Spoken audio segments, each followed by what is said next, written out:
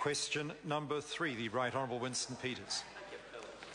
Mr. Speaker, this question is to the Prime Minister. Does he stand by his statement of 5 July 2010 that, and I quote him, "I'd hate to see New Zealanders become tenants in their own country," unquote, and if not, why not? The Honourable Bill English on behalf of the Prime Minister. Mr. Speaker, yes, and the way the government ensures that is to apply the Overseas Investment Act 2005. The Act sets out that foreign investment in land is permitted if a range of criteria are met, including that it has economic benefits for New Zealand, the prospective purchasers are of good character, and arrangements will be in place to protect or enhance native bush, bird life, historic heritage and walking access. The Right Honourable Winston Peters. Why would the Prime Minister put up that as an example of compliance with respect to the 2005 legislation, when in its major outing Mr Williams and Mr Coleman were found to be dramatically, sadly and appallingly wanting in understanding the law?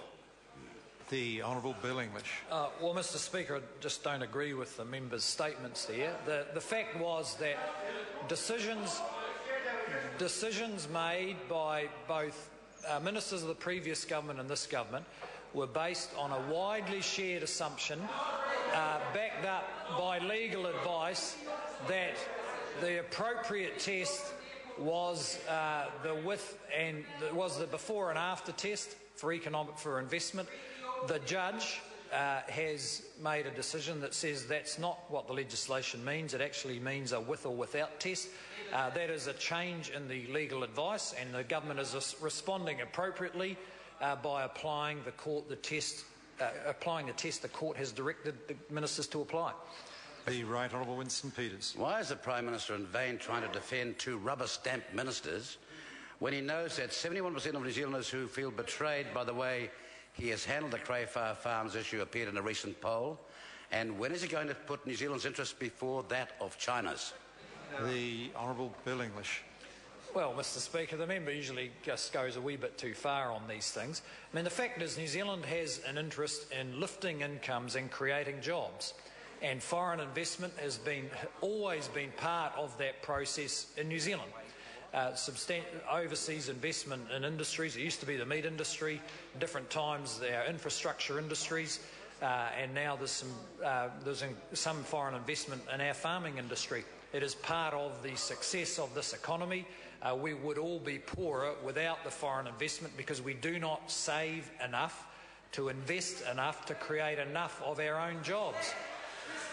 New Zealand for the Right Honourable Winston Peters. Does the Prime Minister not understand the difference between a corporate raid from overseas and true foreign investment in the case of Crafar Farms, when the Chinese company knows nothing about dairy farming and is seeking to use a New Zealand-owned corporation? Beg your pardon? Do you know something about milking cows, do you? Oh, we know who Michael Fay's mate is. Order. When I'm on my feet, the Right Honourable gentleman will resume his seat or get off his feet. We don't need that kind of exchange. I don't think the interjection warranted that. I'll let the member, though, start his question again so the members Mr. Speaker. Can hear it. Does the Prime Minister not understand the difference between a corporate raid and true foreign investment? Because in this case, the Chinese company knows nothing about dairy farming, is seeking to use a New Zealand-owned New Zealand SOE to act as tenants in their own country by paying at least $18 million a least year rental. And when will he start acting for the New Zealand interest rather than kowtowing as the Manchurian candidate for China? The Honourable Bill English. Well, I'm pleased the member now knows the difference between an Asian language and a province in China.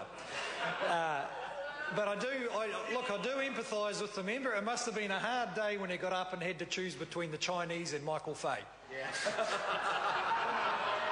Order. Point of order, the Right Honourable Winston Peters. Now, surely that... Point of order has been called. On a serious issue of the nature of true foreign investment, surely the Prime Minister or his lackey can do better than that. And that cannot be an answer, surely. Order. Member will resume his seat. He will not refer to other members while raising a point of order as lackeys. Never. And because the member's done that, let me make clear to him, if I could have understood the member's question, I could have perhaps insisted on an answer, but it was quite beyond my comprehension. Question, the Honourable David Parker. The Honourable David Parker, what is the Right Honourable Winston Peters' point of order? Mr. Speaker, so that is an answer when he accuses me of being some sort of friend of Michael Fay. The member will resume his seat right away. The question's been dealt with as far as the Speaker's concerned. The nature of the question got the answer it deserved, and we're now going on to the next question. Question number 4.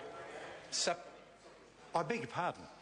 Supplementary question, the Honourable David Parker. Did the Prime Minister tell New Zealanders nearly 2 years ago that his government was tightening the rules to clamp down on farm sales to foreigners? The Honourable Bill English. Yes, Mr. Speaker, because that's what the government did. The Honourable David Parker. Yeah. Is he aware that since he told New Zealanders he was tightening the rules, his ministers have approved the largest ever sale of dairy land in Southland to German investors, followed by an even larger and more valuable sale of multiple dairy farms and Otago to American investors? And how can he deny that these approvals, together with his government's attempts to approve even larger sales of Crafar farms, show that his earlier statements he was tightening rules were untrue? The Honourable Bill English. Well, no, Mr. Speaker. The government introduced some new guidance to the OIO, which made it clear that in making decisions, the government would take into account aggregation, undue aggregation on the one hand, and vertical integration on another hand, which was dealing with some legitimate concerns of very large-scale overseas purchases or totally vertically integrated operations which would not allow for participation of New Zealanders. Those criteria have been applied to the sales that the member mentions. We should keep this in proportion. While the member can represent those as large sales, he approved some very large sales of land, and in both cases are very small proportions of New Zealand's land area. Question number 4, Dr. Jackie Blue.